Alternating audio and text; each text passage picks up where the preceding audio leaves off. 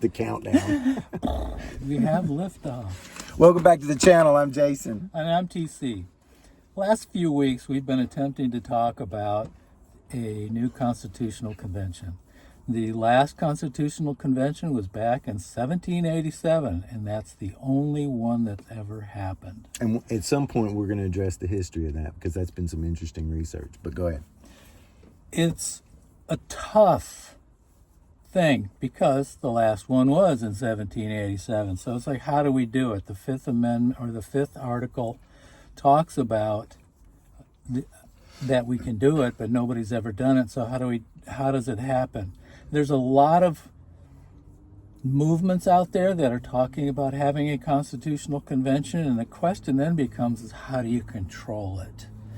We talked about the 17th Amendment, and not the fact that we can now vote for our senators, which is important in our minds, but the fact that how it came about, which was an uprising essentially of the people, forcing Congress, and in particular the senators, to go along with it, who had been stiff-arming it for 20 specifically, years. the rising up was specifically they were demanding a convention, which struck the fear of God into the federal government, and that just caused them to just go ahead and amend the Constitution and forego a convention. And it was 4 parties at the time, and one of those parties was pushing a convention, and they had 31 of 34 states, I think, they had 31 states of 31 required by the time Congress took this vote, and particularly the Senate took this vote. But it was also new senators had been coming in because the old guys were fired by the people, and they were able then to create the 17th Amendment. So again, it was the power of the people that made all of this happen, and then the threat of a constitutional convention, which everybody heads blow up because how do we control it? Which is exactly where we are today. We have a whole bunch of people that are trying to get constitutional conventions, and Jason's got a rundown on that. Yeah, I'm gonna. Last week we talked about the basic structure, which is based on the number of states, 50 states, you need 34 to trigger a convention, and just like with an amendment, you need 38 to ratify.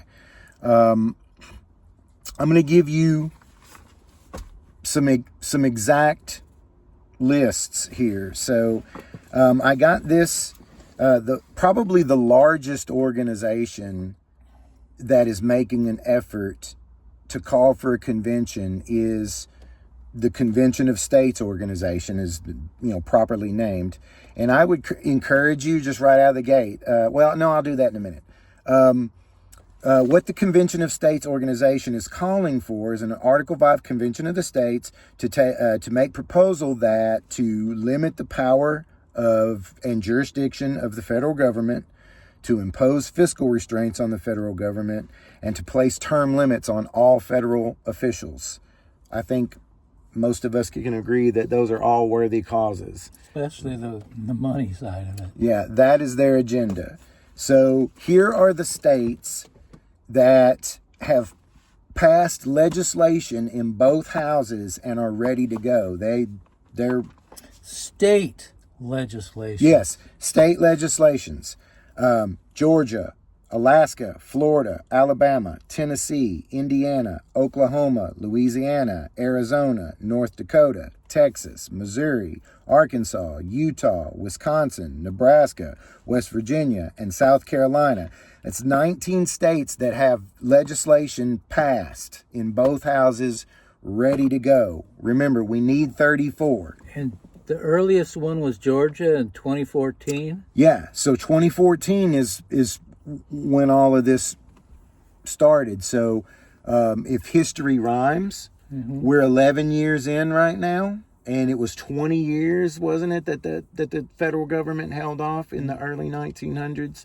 So that is kind of some information for you on kind of how close we are. So that's 19 states 100% ready to go. The next two lists I'm going to give you kind of have a Venn diagram. They overlap. So the first list is going to be states that have passed the application legislation in one house but not the other. And the next list is going to be states that are actively considering or pursuing legislation in 2025. So first are the states that have passed it in one house but not the other. New Mexico, Iowa, South Dakota, Virginia, Kansas, North Carolina, New Hampshire, and Wyoming. And these are all under the umbrella of the conventions of state? Yes, this organization. Okay. Their agenda, their Okay. application. Okay. Which would be the three issues that... Sure. Okay. Uh-huh. Yeah. The states that have actively considered the Convention of the States resolution in 2025, this year: Connecticut, Hawaii, Idaho, Illinois, Iowa, Kansas, Kentucky, Massachusetts, Minnesota, Montana, Nevada, New Hampshire, New Jersey, Ohio, Pennsylvania, Rhode Island, South Dakota, Texas, Vermont, Washington, and Wyoming.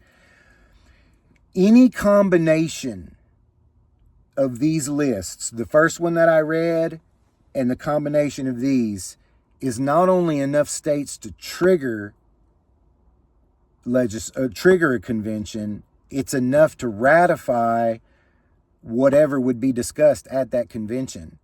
So I hope what you're gathering from all this is, kind of where we're at, is that it's not really about whether or not this is going to happen. It's more like, how are we going to manage it when it happens? And if your state's not been mentioned, California, Oregon... Yep. Let's see. I for have instance, those too. You need to get on board. Yeah. Because otherwise you're just going to get steamrolled. Yeah. And therefore, this convention of states, you can contact them, and Jason's got more information on it, and they will actually actively send petitions to your state representatives to make this happen. I did it. I would encourage everybody to do it. You can go to conventionofstates.com, and their site is very easy to navigate. They will give you these lists that I just ran down. They have a map, color-coded map, which is convenient. And you can sign the petition. Like he said, they will send your signed petition to your state representatives. Remember, this is about state governments. So they will send that to your state politicians, representation. You can also donate and share right there on the thing. I would encourage you to do all of that. Yes, they are going to email you some things. I got a very nice phone call where they did not ask me for anything. They just simply said thank you for signing the petition. Made me feel important. I would encourage everybody to do that. Other things you can do. You can share this media. I want everybody to know that we haven't abandoned the idea of the original intent, that we feel like America shifting to a multi-party system solves a lot of problems. What we're about is people getting involved. Yes. Hence the history that we've been doing and talking about what you can do to get involved, whether it's 5051 or Indivisible, et cetera, et cetera. There are organizations out there that you can get involved with. And by you guys getting involved, whether it's via this or supporting a non-Democrat or Republican, call it an independent, call it a Green Party, call it the Libertarian Party, but getting involved because it's about us, the Exactly. people. We, the people, are the ones that are going to have to force this. Exactly. Because this stuff doesn't happen without us getting behind it. And that's why we're supporting this convention. I mean, number one, because it's obviously going to happen. Number two, because it's a great way to trigger a real conversation about becoming a multi-party system. And the reason it's a great way is because these are sister issues. Both becoming a multi-party system and triggering a convention are things that have to happen through the people and through state governments. These aren't federally connected issues. And one of the things that you're seeing, all of this, all the crap that's going on in DC, and quite honestly, we all feel that the oligarchs are in charge, and there's only a few people that are pushing a change at the federal level, and it's just we aren't going to be able to affect that. All of us will be able to affect the state level, which we then can push the feds. Exactly. Put pressure from the bottom up. We've talked about how the power of the United States is organic. It's Yes. us that has generated, Yes. pardon me, that has generated the wealth and the power that is being wielded in DC. And it's up to us again, going back to the states. I'm sorry, I keep harping on it, but I just... Yeah, it's getting dark. No kidding, it's getting dark. So, go Here ahead. we are up at the 48th parallel. Yeah, right. It's dark early. So, share this media with other people, particularly if you know anybody in California, Oregon, Michigan, Maine, Colorado, Delaware, or Maryland. Y'all, people in those states need to get on board. Sorry about the hot rod back there. The people in those states need to get on board. You know, if you sign this petition, they will send it to your state representatives. That's what we need. You got to get on board. The states have to all be on board, or they're just going to be shoved aside. The original convention, Rhode Island did not. Yeah, they didn't send anybody. Those are the live free or die people, aren't Yeah, they? exactly. So they didn't send anybody, so they had no influence on what happened. Yeah. So I talked some on the last video too about the importance of a large agenda. That there's three main reasons why that's important, and we're going to talk more about that.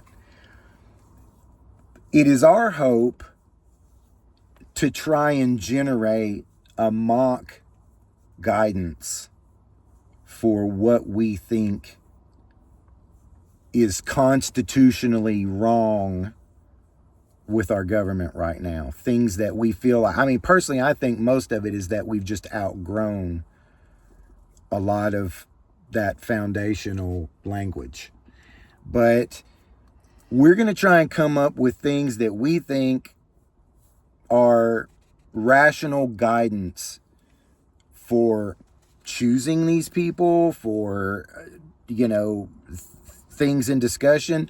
And what we want you guys to do, hopefully, is tell us what you think in the comments. Let's hash it out in the public square. Leave comments and tell us what you think should be discussed in that room full of delegates when this happens.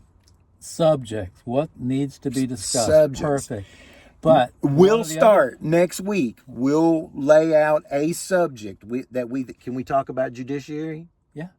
We'll talk about judiciary next week, and we will lay out topics that we think should be discussed. I'd like you all also to think about who would you like to send. And I put out last week, I think the Attorney General of each state ought to be a part of the delegation because they are an elected official and they should know the law.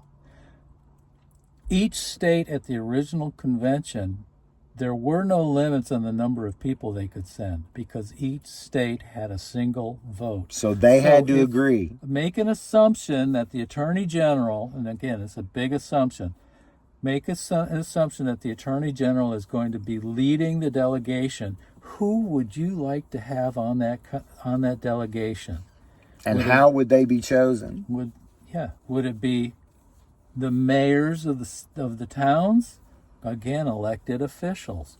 Or would it be Joe the plumber? You ought to have some of those guys. Would we use the jury system? Jury system, perhaps, to pick weed randoms out and select? Do you send... And then again, how do you want to do this? Because let's say you got 100 people from the state of Washington. Are they all going to get up and go to wherever the central location is? Or with today's communication, could you not just sort it out where you live? Should each state have a limit? Can they only pick so many? Like it's all things that need to be discussed. we're going to start next week. We're going to talk about the judiciary. Leave it in the comments. Like and share. Hit the bell. Subscribe. Do all of that stuff. And we'll talk to you next week. And You got it's anything getting else? dark. Yeah, it's Okay. getting dark. We're Sorry. gonna. All right. We'll see y'all next week. Later.